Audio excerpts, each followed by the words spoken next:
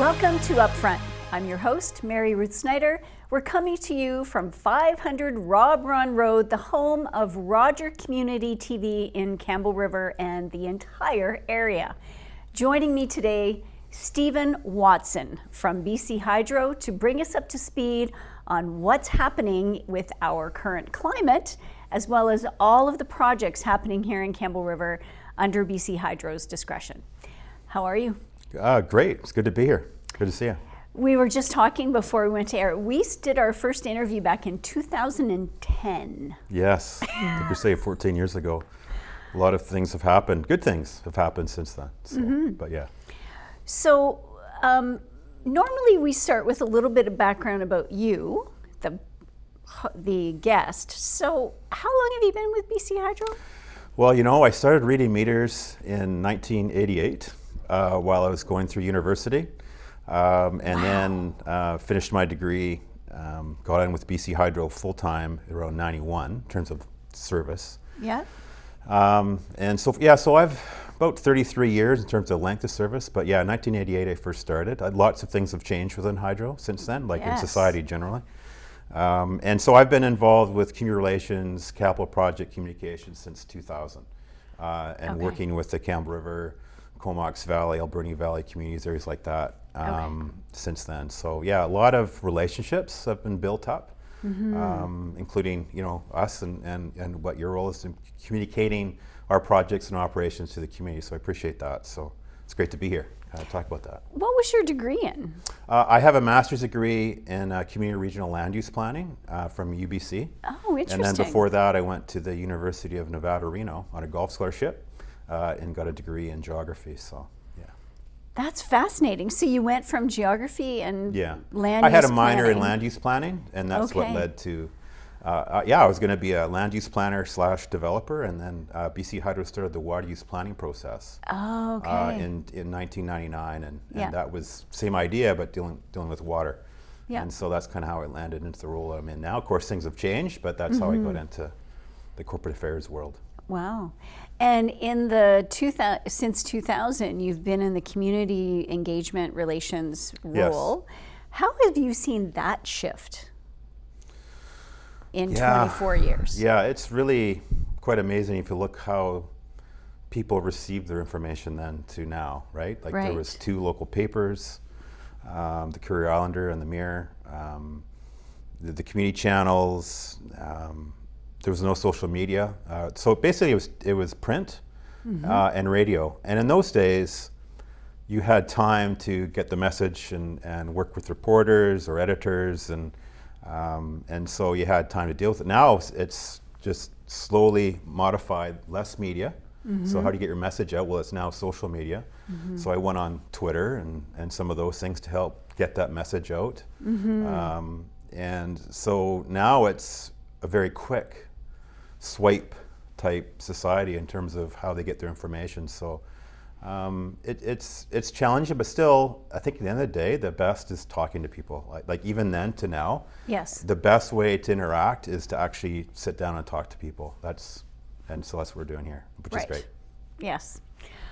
I miss those old days, I gotta say. I really have enjoyed over the years all of the multitude of conversations and the ability to be on site. I believe it was 2018, we did our last on-site show with you at John Hart when you guys finally the Powerhouse Replacement Project. Yep. That was such an amazing journey to go through that with you, that whole project. Yeah, I mean, that's, on Vancouver Island, we have pretty amazing facilities in even more amazing venues in terms of aesthetics and beauty, right? The geography of the area. So you fit that in with our seismic upgrades, our powerhouse replacement projects, keeping the system safe and reliable, at the same time considering the community and the environment, and First Nations and ongoing consultations, and a lot of so when we can help tell that story of what we're doing and why we're doing it and how we're working with the community well in advance, so we can kind of change course a little bit on some elements of the project to consider the environment, or the community. Like, for example, the Elk Falls Suspension Bridge, that was done through early engagement and the Rotary Club and BC Parks, and so those kind of discussions led to that. So that's just an example of talking. Now, in the 24 years that you've been in this particular role, how have you seen your role and the greater role of BC Hydro evolve with the Indigenous populations? Well, when the facilities were built, there was no consultation with the nations, right? So, reconciliation and all those things have really changed, especially since 2000, where there was very little even then consultation. And so now I look back on what we've achieved the last 24 years, it's really changing, and to be fair, lots of work still to do. But in case of the Campbell River area, we went through the water use planning process on how we store and release water on the Campbell River system. Yep. From that, Atlegay Fisheries Society, this gets into capacity building. And so they ended up through LKT, but basically Atlegay, that they looked after the monitoring of all, whether it's fish productivity, surveys across the reservoirs and the river, to make sure that the decisions that we made were actually panned out, right? And if, getting more information. So that led to them being involved to environmental monitoring, which they do today on our capital projects. We put our first district office at Quinsam Crossing with the Weewakai lands. First time we've ever put a facility on in which case is an Indian reserve. We partnered with First Nations to remove the Salmon River diversion in 2017. It's the first time we co-managed a capital project. Okay.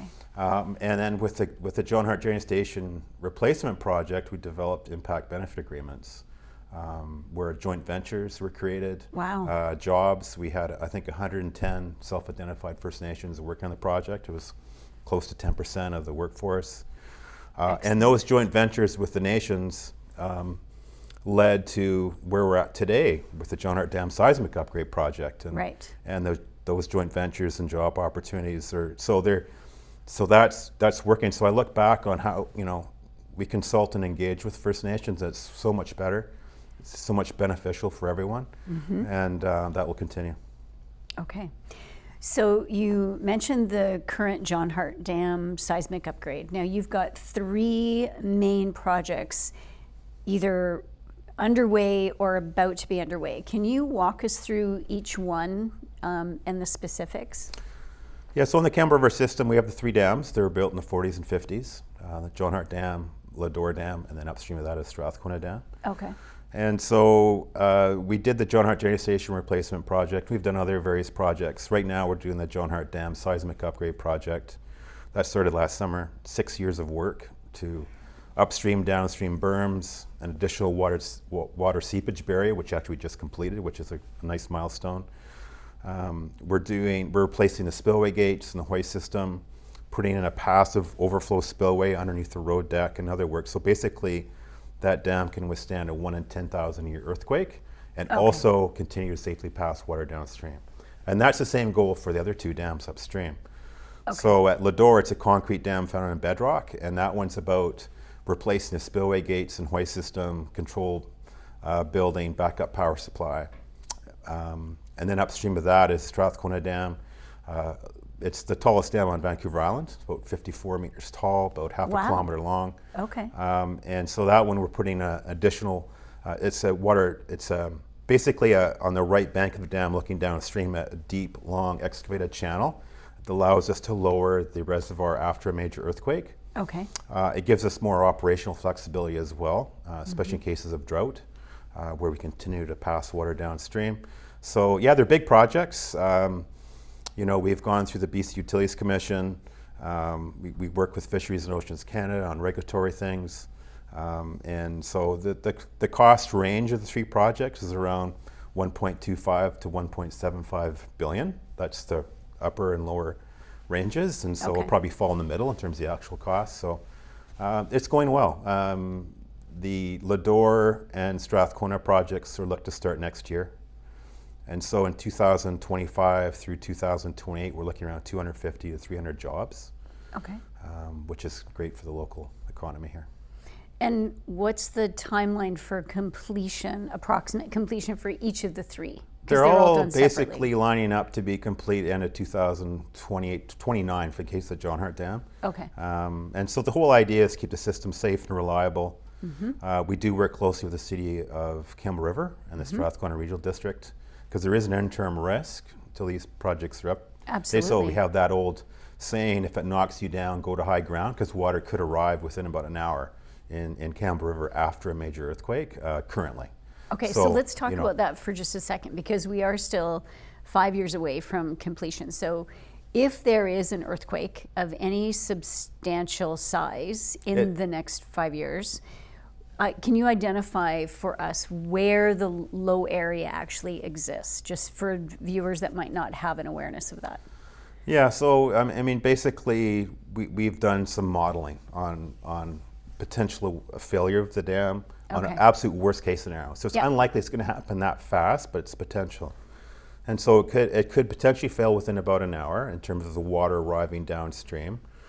In some areas where the Campbell River is by the highway, it's up to about 11 meters deep, and then it shallows out as you go up, but it goes close to the downtown area. That whole wider estuary would be inundated, and so that's why, drop, cover, and hold, right? And then you got about an hour to move out of that evacuation area. So the city Campbell River and the regional district, they have role play in October, and they should have people, move out of the evacuation area, which is great awareness. So right. So the evacuation area would be like the whole, like Shoppers Row and Campbellton Neighborhood Association, like Campbellton, and then the Discovery Harbor Plaza. Yeah, so that's the Discovery Plaza is on the edge of it. On the edge. So it's from there all the way to the river system. Okay. And then beyond that.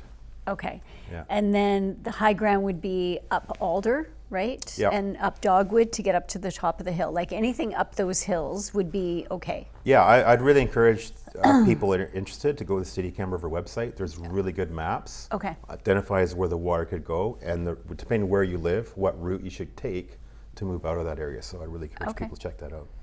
Now, would there be a situation where the Strathcona might fail, but Leadore and the John Hart can kind of contain it, or would they not be able to contain if Strathcona went? Yeah, so basically, John Hart Dam is the closest downstream, so that's like about an hour or so. Yep. The worst case scenario for Strathcona Dam is about 2.7 hours. Okay. And so, people say, well, why aren't you doing the work on Strathcona Dam first? And well, the John Hart Dam is one of the highest risks, right? And given its proximity to the community, we really wanted to get on that one and work on Strathcona. Is basically, both projects going to finish around the same time, as it turns out. Right. Strathcona is like 3 years of work. John Hart Dam is like 6 years of work. Okay. So we're getting there. The good news is we have a plan. Yeah. And it's unfolding. It is unfolding, but it's just good to remind ourselves that there is an interim risk. So John Hart is underway. Strathcona is next, or Leadore is next? The way it goes is likely Leadore would start early next year. Okay. And then Strathcona would start around summer 2025. And have you chosen a general contractor for Leadore? So the current civil works contractor for the John Hart project is Acon EBC General Partnership. Okay. We just recently awarded them the general contract for the Leadore project. Okay. And then we have a request for proposals out for the Strathcona project. Okay. And so we'll see what that looks like. So yeah. And Acon BC, that's more of a consortium, yeah, right? It's Acon Group, large contractor, and then EBC is the same. So they partner together, and they have various subcontractors. Whether it's Fraser River Pile and Dredge and Hatfield and different groups. So okay. Yeah. And they're pulling from the local pool as much as possible using the website majorprojects.ca. Yeah, so there's a couple of things. So what we did with BC Hydro and, of course, the Campbell River and District Chamber of Commerce is we had a previous website for the generating station replacement project. We've morphed that, modified it, and have it in place for these three projects. So if you're a job seeker looking on how that works, there's a process for that. It's kind of a union type process. Yep. With local people being a priority.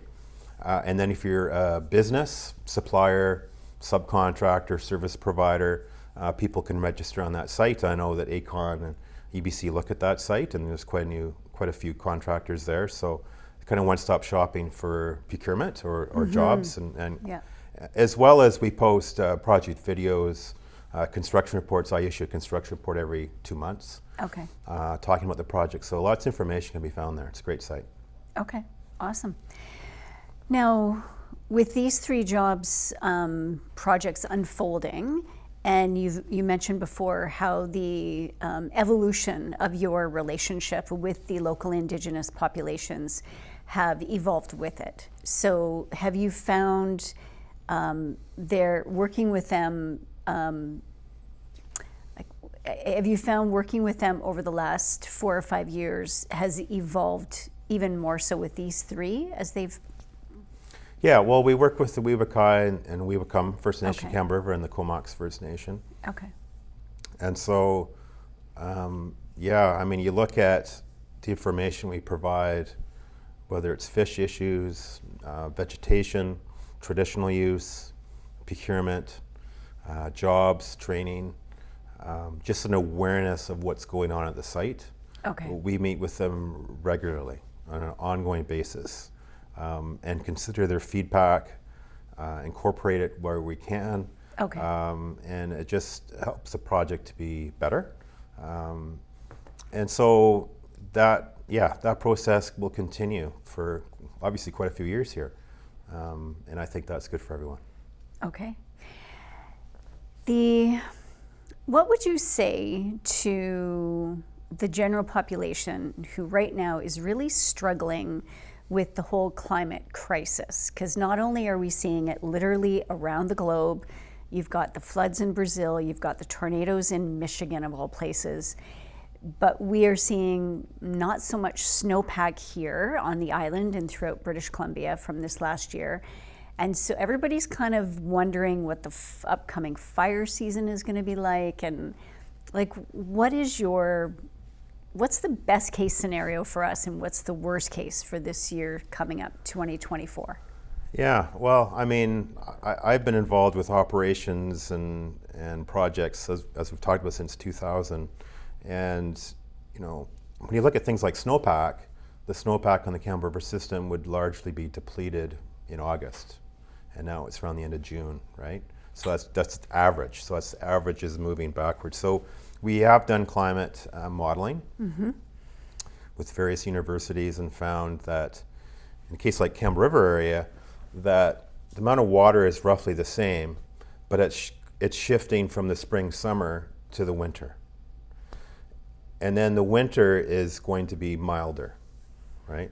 So less snowpack. So Right. quite a bit of rain generally, but not as much of it's going to be falling as snow as it has previously. And so, we're like every year it's different, but certainly the theme is, except for maybe 1 year, the last 6-7 years, it's been a dry period heading in to the spring and summer. And so, we learn from those events, whether it's our hydroelectric operations and following water use plans, and so we're pretty conservative to Okay. hold, case in point, we had large storms in December for Pentledge River, Campbell River, Ash River areas. Right. Then we had the large storm event, Pineapple Express, Atmospheric River, Yeah. heavy rain and snowmelt. And so the 5-day average inflows in the Campbell River system were the highest we've ever seen on record. Wow. And our records go back to 63. And so thankfully it was a dry, cool January, so the reservoir had come down and then it zoomed up, got very close to kind of flood risk management concerns. Okay. But then we know the snowpack's quite a bit lower than normal for that time of year, so we held on to that storage versus then drawing it down. So, we're modifying our operations. We reduced flows in the Campbell River system in late April. We're going to reduce flows to the summer flow in mid-June ahead of schedule, Okay. so we can try to have decent reservoir levels Okay. for summer. as well as river flows and the fish. So, so from a flow point of view, we're learning a lot and we're reacting to it year by year. From a forest fire, obviously our transmission lines and distribution lines, we work very closely with the Forest Service and other folks, and we'll see what happens. I mean, Vancouver Island, we tend to be pretty good, but yeah, we're certainly in a different environment right now. Is this considered a drought year already? Certain part of the province, it's different. Okay. The water supply forecast for the Campbell River system from February to September is about 69% of normal. So certainly lower than normal, yes. Okay. And so that extra water that you're hanging on to is not for people to wash their cars or water their lawns. It is for basic minimal consumption to stay alive and to fight forest fires. Well, I mean, on our systems, our first priority is fish habitat, so providing flows for that. Then we have the Comox Valley Regional District, the City Campbell River. The amount of water that we have in the Campbell River system, it's not going to affect domestic water supply, but it does on the Puntledge River system. It can be a fair amount of that in terms of the summertime. Mm-hmm. So they do, if we need to reduce flows, the regional district will drop flows as well. Okay. And so we're in step with one another, which is a good thing. Okay. What would your advice be for people that are out there watching and seeing all of this climate crisis happening around the world? And what would you advise people to do for themselves here on Vancouver Island specifically to help this area at the very least? Well, that's an easy question. No, I'm just kidding.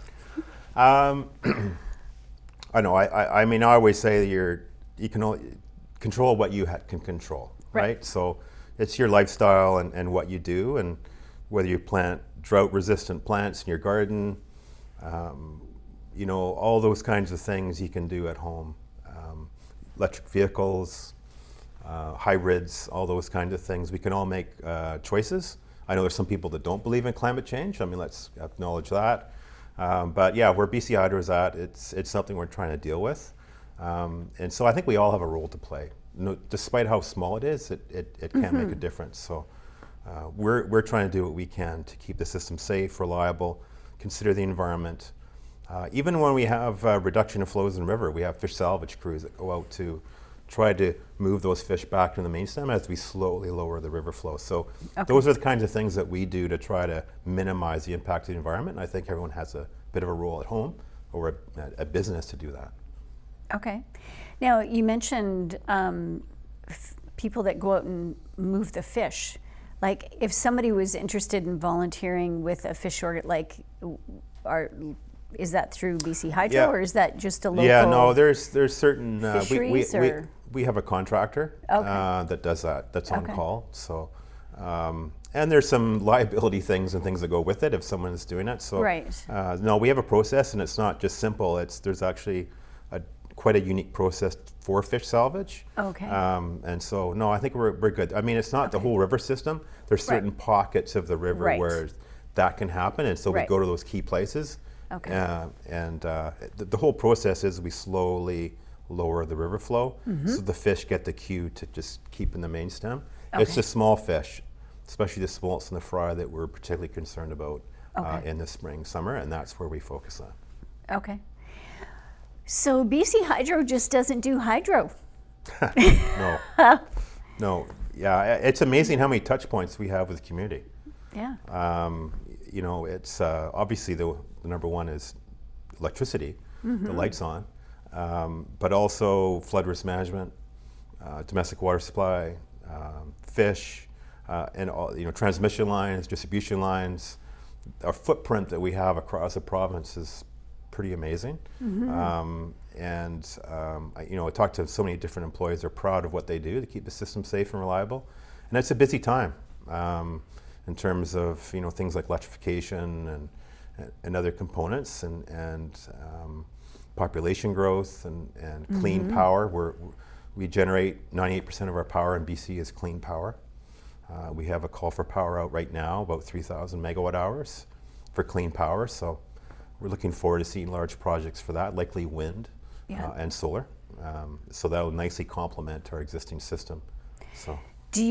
We're almost out of time, but do you see BC developing its own wind and power over the next couple of years to help mitigate that growth?